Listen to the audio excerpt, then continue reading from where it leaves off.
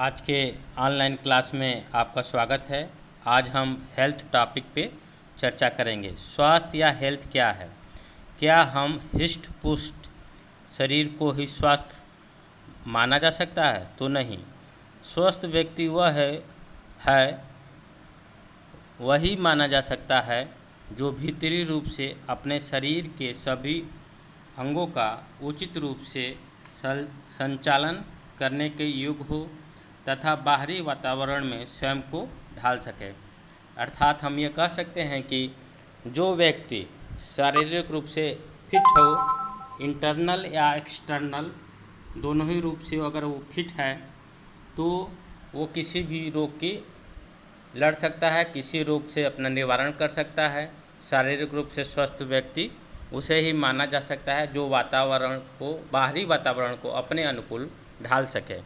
स्वस्थ व्यक्ति हमेशा खुश रहता है, उसको किसी भी तरह के मानसिक और शारीरिक तनाव का सामना नहीं करना पड़ता है, उसमें शारीरिक तौर पर कोई कमी नहीं होती है। स्वास्थ्य के प्रति अलग अलग व्यक्तियों के अपने अपने भिन्न भिन्न विचार रखे हैं। एक अध्यापक के लिए कक्षा में विद्यार्थियों को ठीक तरह से शिक्षा देना ही स्वास्थ्य है। एक डॉक्टर अथवा हकीम को अपने इलाज के द्वारा व्यक्तियों को बीमारियों से बचा कर रखना ही स्वास्थ्य है। जबकि एक खिलाड़ी के लिए स्वास्थ्य का अर्थ खेलकूद में शारीरिक योग्यता तथा अच्छी तरह कौशल को करना ही स्वास्थ्य माना गया। साधारण व्यक्ति के लिए स्वास्थ्य केवल बीमारी से दूर रहना है, परंतु इन सभी विचारों अथवा भावों में कोई न कोई कमी है। स्वास्थ्य तो एक अलग कारक है, इसके लिए कोई एक परिभाषा नहीं दी जा सकती, फिर भी इसको परिभाषित करने की कोशिश किया गया है। स्वास्थ्य क्या है? स्वास्थ्य अगर हम किसी काम को करते हैं उसमें हम शारीरिक और मानसिक रूप से उस जगह पे उपस्थित रहें और अपने कार्य का निर्धारण पूर्ण रूप से करें, स्वस्थ मन से उस कार्य के प्रति अपना ध्यान लगाएं। अगर हम खिलाड़ी हैं तो हम खेल में शारीरिक रूप से रहें, मानसिक रूप से भी उस खेल के अनुरूप कार्य करें। अर्थात स्वस्थ व्यक्ति वही है जो अपने कार्य का पूर्ण रूप से पालन करे या अपने कार्य को पूर्ण रूप से करे। अगर स्वास्थ्य की हम परिभाषा के रूप में देखें तो विश्व स्वास्थ्य संगठन या WHO द्वारा स्वास्थ्य को परिभाषित कुछ इस तरह से किया गया है।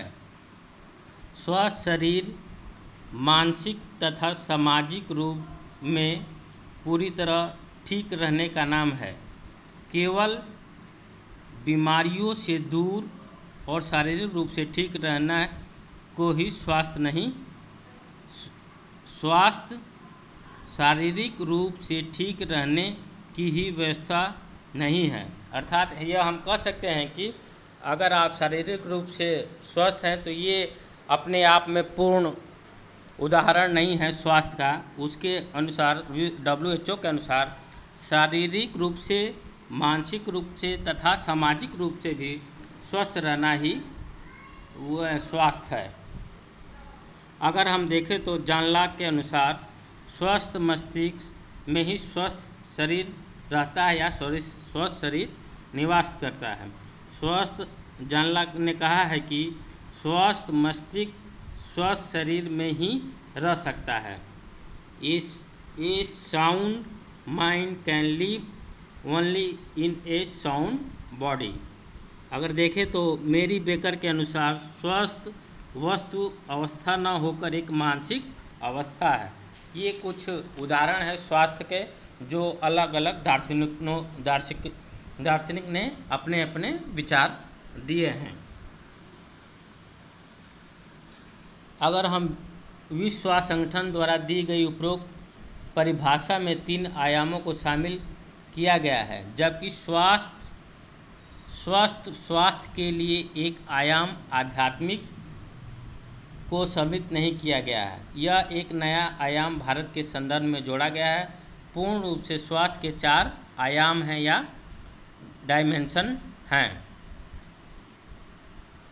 पहला है जो स्वास्थ्य के जो 4 आयाम है उसमें शारीरिक आयाम फिजिकल, दूसरा है मानसिक आयाम मेंटल, तीसरा है सामाजिक आयाम मतलब सोशल, और चौथा है आध्यात्मिक आयाम। ये 4 आयाम स्वास्थ्य के बताए गए हैं।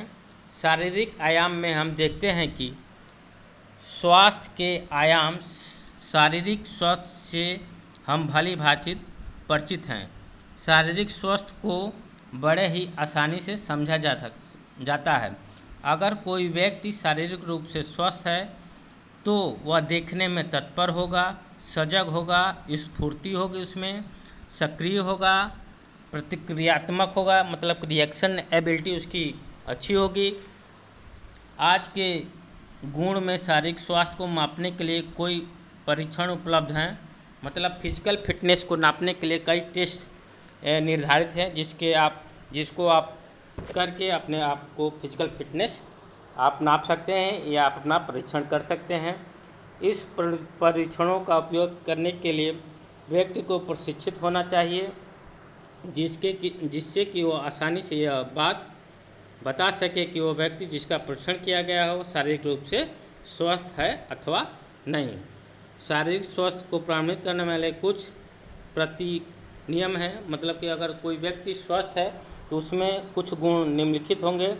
उनकी जो त्वचा होगी साफ तथा मुलायम होगी, चमकदार और उज्जवल आँख और बाल होंगे, मांसपेशियाँ जो बॉडी है वो मजबूत होगी, मांसपेशियाँ मजबूत होगी, जीभ गुलाबी तथा कटी फटी न हो, मसूड़े गुलाबी तथा मजबूत होंगे, दांत चमकदार सफ़ेद और सीधे पत्ती के होंगे, शरीर की अंग स्थिति या आसन पोस्चर जो है सही होगा, भूख अच्छा लगता है मतलब पाचन क्रिया अच्छी होगी, नींद अच्छी आती होगी। तो ये शारीरिक रूप से स्वस्थ व्यक्ति के कुछ आयाम हैं। उसके बाद हम मानसिक आयाम पर चर्चा करें। जब मानव के व्यवहार में संतुलन रहता है तो उसे मानसिक रूप से स्वस्थ का है। संतुलन का मतलब यहाँ है कि जो कार्य करता है उसमें मन उसका हो, निहित रूप से हो, मतलब कि जहाँ वो काम कर रहा है उसका मन भी वहीं हो।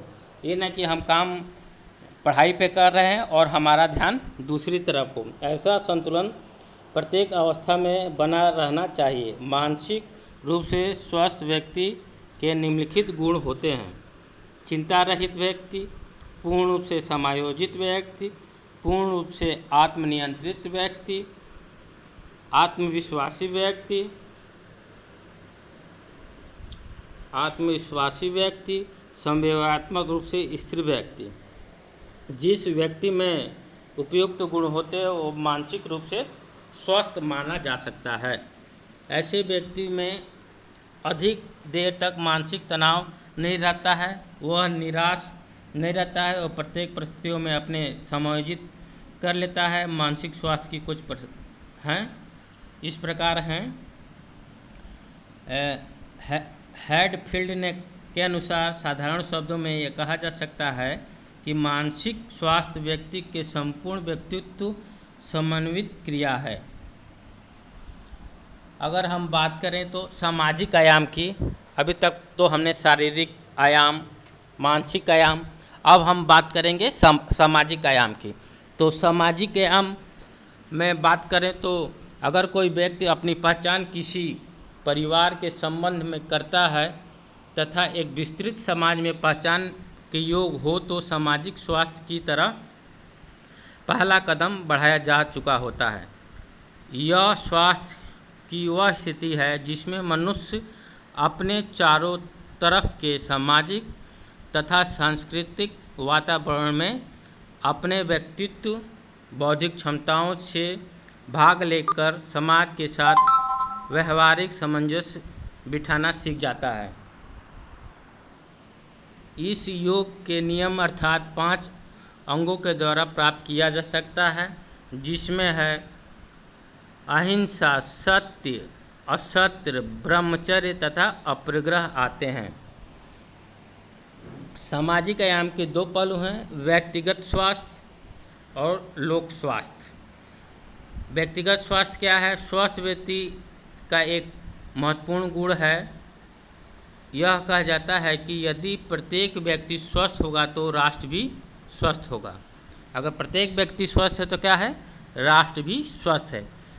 प्रत्येक व्यक्ति को हर परिस्थितियों में स्वास्थ्य के नियमों का पालन करते हुए स्वस्थ रहना चाहिए। स्वास्थ्य के लिए सार्वजनिक सुविधाएं जुटानी पड़ती हैं, इसके बिना व्यक्ति का स्वस्थ रहना भी संभव नहीं है।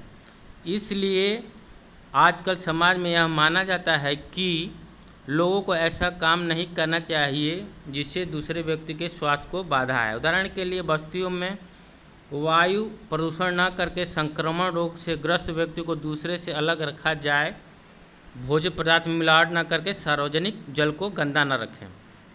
लोक स्वास्थ्य सार्वजनिक स्वास्थ्य का अर्थ है समाज में अधिकतर व्यक्ति का स्वस्थ रहना।